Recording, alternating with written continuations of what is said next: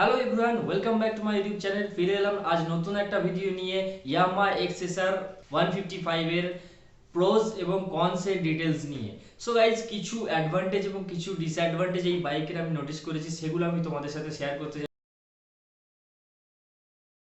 So প্রথমে আমি তোমাদের সাথে প্রস গুলো শেয়ার করব। So first of all guys, overall look is good, very good. So এবং ব্লু কালার যেটা, সেটা খুবই ভালো লাগছে। তো রেট্রো স্টাইলের বাইক, সেটা খুবই ভালো লাগছে বাইকটা দেখতে। এবং গাইজ, নেক্সট যদি বলি তো এর প্রাইসটা, বাইকের প্রাইস এক্স শোরুম 1,50,000 এবং অন রোড হচ্ছে 1,76,000 to 80,000 এর আশেপাশে পড়বে। স্টেট ওয়াইজ আলাদা আলাদা হবে। তো খুবই ভালো আন্ডার প্রাইসের মধ্যে আছে, আন্ডার বাজেটের মধ্যে আছে। এবং যেটা আমরা শুনেছিলাম যে ইয়ামাহা MT-15 এর থেকে লো প্রাইসের মধ্যে রাখা হবে, তো সেরকম মতোই লো প্রাইসের মধ্যে আছে। এবং ভরে ভরে ফিচার্স আছে এই বাইকের মধ্যে। তো ওভারঅল প্রাইস ইজ গুড। এবং থার্ড হচ্ছে গাইজ বাইকের পাওয়ার পারফরমেন্স। সো আমরা জানি যে ইয়ামাহা R15 এর বা MT-15 এর সেম ফিচার্সের সাথে এই বাইকটা এসেছে, সেম ইঞ্জিন, সেম ফিচার্স এবং approx same 18 bhp maximum power produce করছে এবং 40 নিউটন মিটারের টর্ক প্রডিউস করছে। আরও একটা জিনিস আমরা যেটা জানি যে VVA টেকনোলজি আসছে, তো এর সাথে সাথে এই বাইকটা সেম R15 এর মতোই পাওয়ার পারফরমেন্স প্রোভাইড করে। যেমন VVA টেকনোলজির জন্য লোয়ার RPM এ মাইলেজ প্রোভাইড করে খুব ভালো।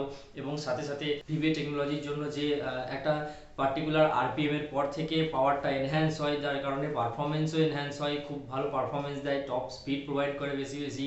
সো এই জিনিসটাও খুবই ভালো। একটা রেট্রো স্টাইল, একটা ক্রুজার বলো বা ক্যাফে রেসার যাই বলো, এই বাইকের জন্য এসেছে। সো ট্যুর করার ক্ষেত্রে আমরা একটা লোয়ার সিসিতে খুব ভালো হাই পারফরমেন্স আমরা দেখতে পাবো, সাথে সাথে খুব ভালো মাইলেজও আমরা দেখতে পাবো। এবং গাইজ, ফোর্থ পয়েন্ট যেটা হচ্ছে গাইজ, এই বাইকে ইউএসডি ফক্স আমরা দেখতে পাবো। কিছু কিছু ক্ষেত্রে যেমন অফ রোডিং এর ক্ষেত্রে ইউএসডি ফক্স ডিসঅ্যাডভান্টেজ হতে পারে, বাট বাইকের লুকের ক্ষেত্রে বাইকের লুককে অনেকটাই অ্যাগ্রেসিভ বানায়, অনেকটা এনহ্যান্স করে এবং হ্যান্ডেলিংকে, হাইওয়েতে হ্যান্ডেলিংকে অনেক স্মুথ করে আমরা জানি। তো ইউএসডি ফক্সের ব্যাপারে যা যা জানি, তো এটা একটা খুবই ভালো অপশান। এবং গাইজ, ফিফথ পয়েন্ট হচ্ছে যেটা গাইজ, এই বাইকটা হচ্ছে 150cc সেগমেন্টের একদম লাইট ওয়েটের বাইক, এবং যেটা ওয়ার্ল্ডের লাইটেস্ট বাইক বলতে পারি আমরা, লাইটেস্ট রেট্রো স্টাইল বাইক, যেটার ওয়েট হচ্ছে মাত্র 137 কেজি।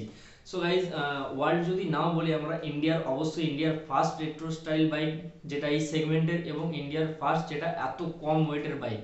সো এই পাঁচটা প্রস আমি তোমাদের সাথে শেয়ার করলাম, যার মধ্যে আমার খুবই ভালো লেগেছে এই পয়েন্টগুলো। এবং গাইজ, কিছু ডিসঅ্যাডভান্টেজও এই বাইকের মধ্যে আছে, সেগুলো আমি শেয়ার করব। এবং তার আগে আমি বলি যে এই বাইকের একটা ডিটেলস রিভিউ আমি আপলোড করেছি, তোমরা ডেসক্রিপশনে লিঙ্ক দিলাম, গিয়ে দেখে নিও। চলো তোমাদের সাথে এই বাইকের ডিসঅ্যাডভান্টেজগুলো শেয়ার করি।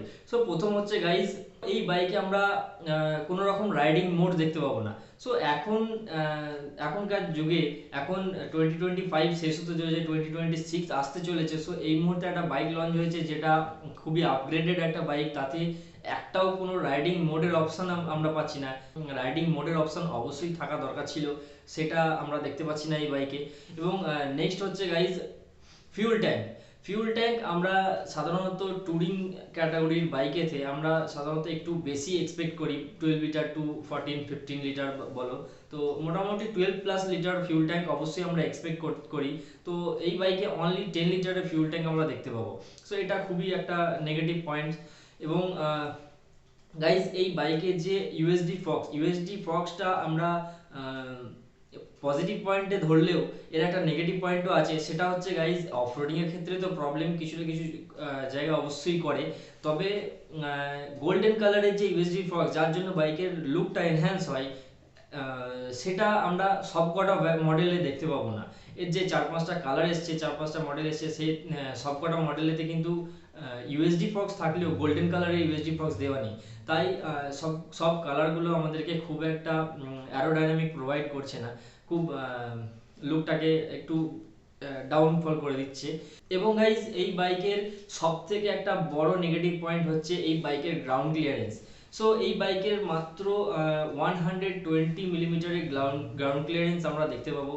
এবং যেটা খুবই একটা খারাপ দিক, কারণ আমরা বড় বড় সুপার বাইক বা যে স্পোর্টস ফেয়ারিং বাইকগুলো, সেগুলোতে আমরা এর থেকে বেশি গ্রাউন্ড ক্লিয়ারেন্স দেখতে পাই, যেটা এই বাইকে আমরা দেখতে পাবো না।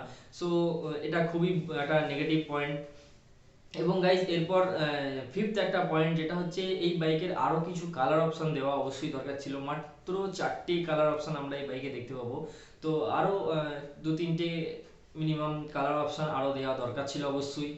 সো এই ছিল কিছু পজিটিভ পয়েন্ট এবং কিছু নেগেটিভ পয়েন্ট। সো এইগুলো যদি তোমাদের মতামতের সাথে মিল থাকে বা তোমরা যদি এই মতামতের সাথে একমত হও, তাহলে অবশ্যই ভিডিওটা একটা লাইক দিও এবং ভিডিওটা তোমাদের বন্ধুবান্ধবদের সাথে শেয়ার করো, এবং চ্যানেল নতুন থাকলে অবশ্যই চ্যানেলটা সাবস্ক্রাইব করবে। তো চলো ভিডিওটা এখানেই শেষ করছি, আর লম্বা করবো না, ফিরে আসবো নতুন একটা ভিডিও নিয়ে। এবং তোমরা কমেন্টে অবশ্যই একটা কথা বলবে যে এই বাইকের সাথে তোমরা কোন কোন বাইকের কম্প্যারিজন ভিডিও দেখতে চাও, সেটা আমি অবশ্যই তোমাদের চ্যানেলে তোমাদের কাছে নিয়ে আসবো। সো চলো আজকের মতো এখানেই শেষ করছি, বাই বাই।